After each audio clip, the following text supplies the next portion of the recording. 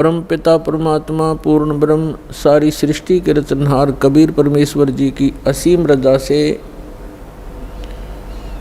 आप सभी पुण्यात्माएं सत्संग सुनने के लिए उपस्थित हुए।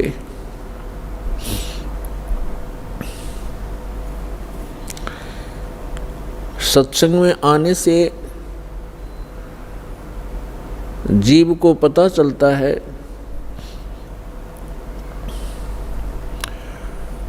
हम कौन हैं, कहाँ से आए हैं। यहाँ ये मरने और जीने की व्यवस्था किस कारण से बनी हुई है, इस बात को प्रत्येक प्राणी महसूस करता है। जन्म हुआ अच्छी बात, परिवार हो गया बहुत ही अच्छी बात, पुत्र पुत्री हुए, संपत्ति कोठी बनी, बस क्या कहने। और फिर मृत्यु, ये मृत्यु वाली बात है, ये खटकती है। अब ये मृत्यु जो होती है ये एकदम विपरीत स्थिति है। सारा जीवन संतान के पोषण में, संपत्ति के जोड़ने में, कोठी और महल बनाने में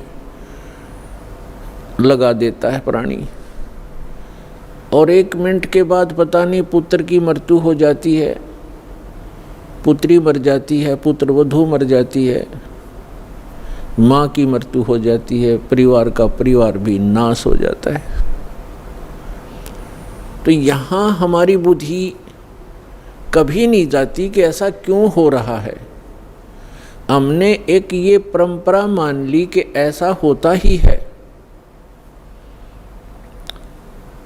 ऐसा होता है, सबके साथ हो रहा है, इसलिए दुख तो होता है।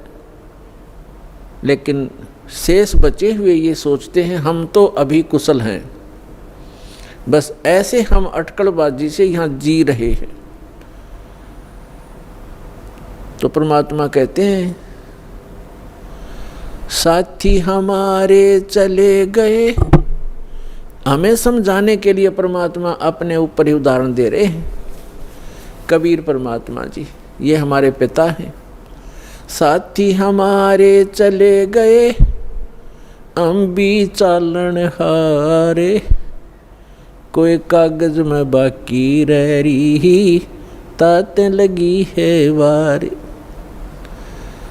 कोई कागज में बाकी है, कोई श्वास शेष हैं आपके, इसलिए देर लगी हुई है आपको।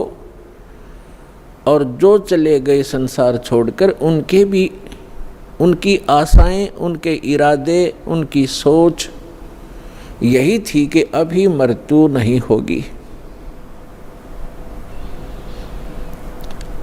फिर परमात्मा याद दिलाते हैं, स्वयं आकर के कबीर भगवान यथार्थ ज्ञान, यथार्थ भक्ति विधि, अपने द्वारा रची हुई सृष्टि को ही भी वो खुद ही ठीक ठीक बताते हैं।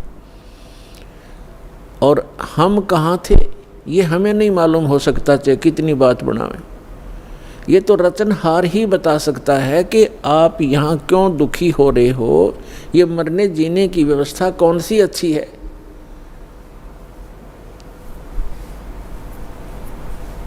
इस बात को सभी मानते हैं कि अच्छी नहीं है।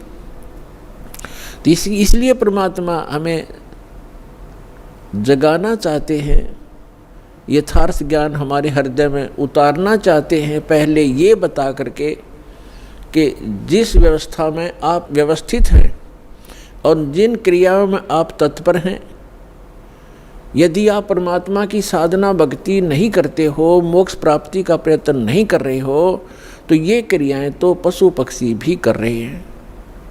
तो मानव शरीर की क्या आवश्यकता थी, जिसमें परमात्मा ने अच्छी सोच दी है, बुद्धि दी है, और समय पर गर्मी सर्दी प्राकृतिक आपदाओं से बचने की व्यवस्था भी हम कर सकते हैं। जैसे गर्मी से बचने के लिए कोई झोंपड़ी महल मकान बना सकते हैं, इतनी बुद्धि भगवान ने दी है। समय पर आहार करने के लिए हम पूर्व संग्रह कर लेते हैं,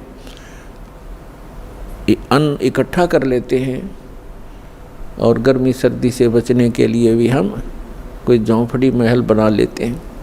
इसका उद्देश्य क्या है? इसका उद्देश्य ये है, इन सब सुविधाओं को परमात्मा ने इसलिए दिया है कि आप प्राकृतिक आपदाओं से डिस्टर्ब ना हो सकें और भक्ति करते रहें। जैसे परमात्मा की प्राप्ति में ये आत्मा उसी समय से व्याकुल है जिस समय से ये उस परम पिता के उस सुखमय स्थल से, उस सतलोक से, अमरलोक से बिछुड़ कर आई है, उस परम पिता से दूर हुई है।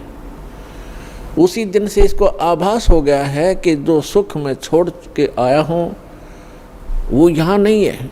उसकी खोज में फिर ये अपनी अटकलबाजी से, जीव सोच से सोचने लगता है, प्रयत्न करता है। जैसे कोई निर्धन है, वो सोचता है कि धनवान सुखी होंगे, धन में सुख होगा, और धनी व्यक्ति को स्वप्न में भी सुख नहीं होता। पुण्यात्माओं, निर्धन को तो ये बात जचे नहीं कि धनवान सुखी नहीं, लेकिन किसी धनवान यानी मायाधारी से मिलकर देखना उसके ऊपर कितनी समस्याओं का पहाड़ होगा, आप सोच भी नहीं सकते।